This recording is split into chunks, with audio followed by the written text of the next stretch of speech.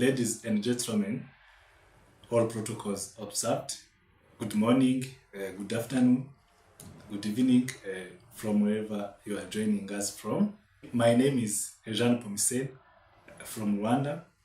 I am a founding partner at Landmark Advocates, a law firm based in Kigali, Rwanda. I am honored to be one of the speakers in this event, Africa Legal Innovation Week. I was requested to talk about the state of legal innovation in Rwanda. To start, let me first mention that Rwanda has made much advancement in many areas, including technology.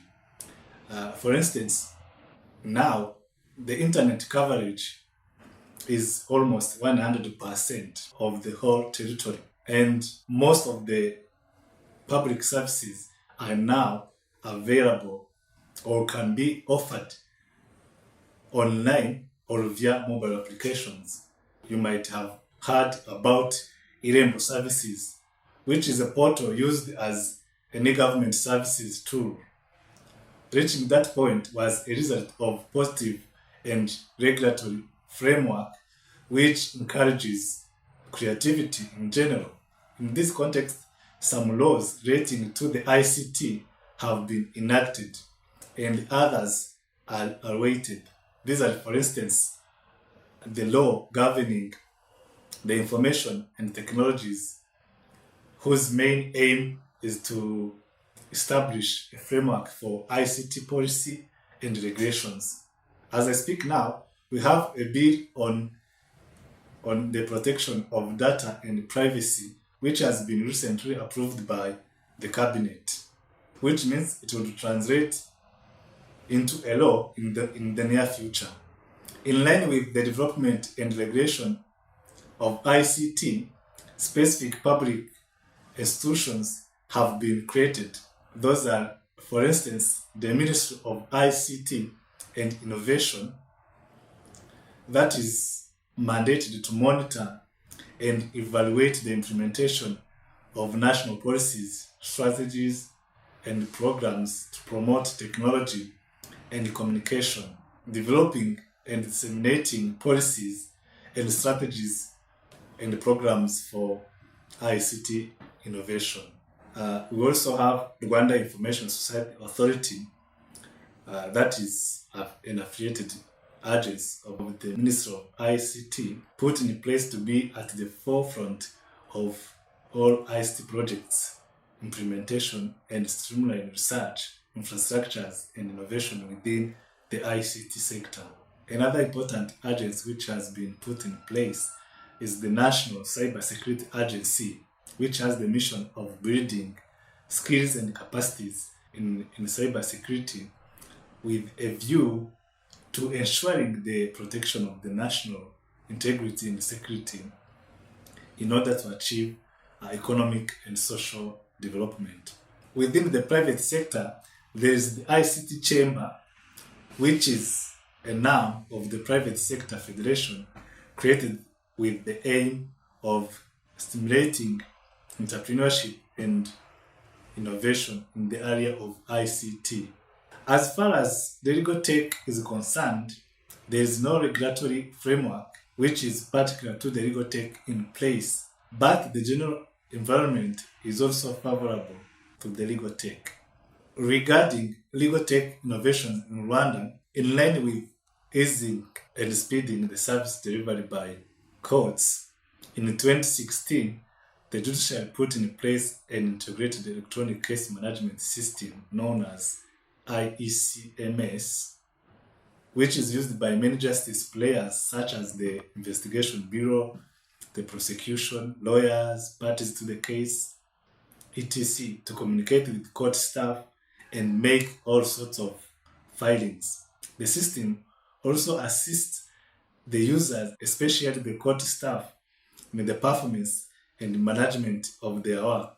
For instance, with the system, the presiding judge is able to assign cases to judges, the clerks record the hearing reports, and judges deliver rulings and reports, all using the IECMS. In 2018, another system was built after IECMS, and that system is known as Sowanuzinkiko. That is the local language, which can be translated as Ask the Courts. That system, which is actually a web and an SMS based tool, was established with the aim of monitoring the services delivered by courts and creating a channel for citizens to submit injustice cases and other complaints. On the other hand, the judiciary, the Office of the Ombudsman, the National Prosecution Authority, and Rwanda Bar Association use that tool to handle complaints which have been submitted by the citizen. That system is run by Transparency International in partnership with the Supreme Court. Another innovation which was born in 2018 was established by the Legal Aid Forum, and it is a system which provides legal information and advice via mobile application to vulnerable populations. Local beneficiaries dial 845 and listen to free information on their legal rights and are also given the option to access a legal aid hotline for a personal consultation staffed by call centers operators. Alternatively, they can dial star 845 hash to read legal information or get legal assistance. Those are actually the legal innovations that we have seen in Rwanda in the recent years. Another question that I have been requested to tackle is whether there are capital and other supporting infrastructures that are present for the legal tech startups in my country. Well, Rwanda has one of the highest ratios of entrepreneurial support organizations, ESOs, per inhabitant globally. Kigali alone is home to over 20 ESOs currently. These ones include startup incubators such as Vestavele Startup House, K-Lab, Impact Hub, Fab Lab, and the ICT Chamber that I mentioned earlier.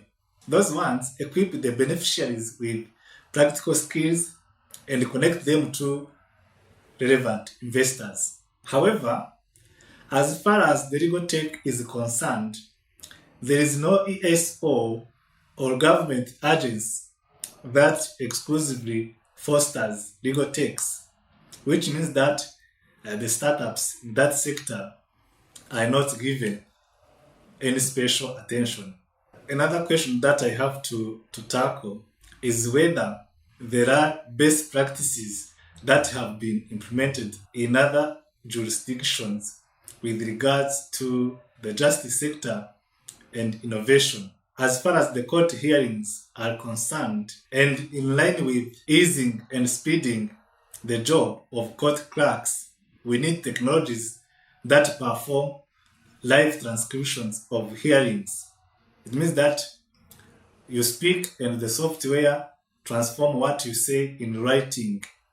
Regarding virtual courts operations, we also need technologies that are court tailored, such as hosting technologies which suit the functioning of the court hearings, whereby lawyers, prosecutors, and other parties can easily participate, examine, and cross-examine witness, etc.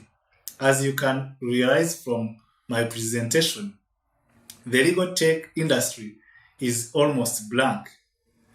No private entrepreneurs, no particular investors.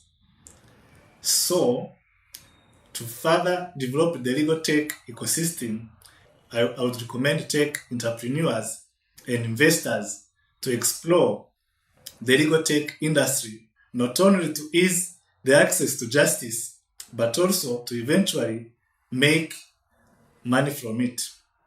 I would also recommend justice actors, including the government and civil societies, to avail funding and other forms of support for the legal tech people in order to enhance innovation in the area. Ladies and gentlemen, all protocols observed. That is the end of my presentation. Thank you for your kind attention.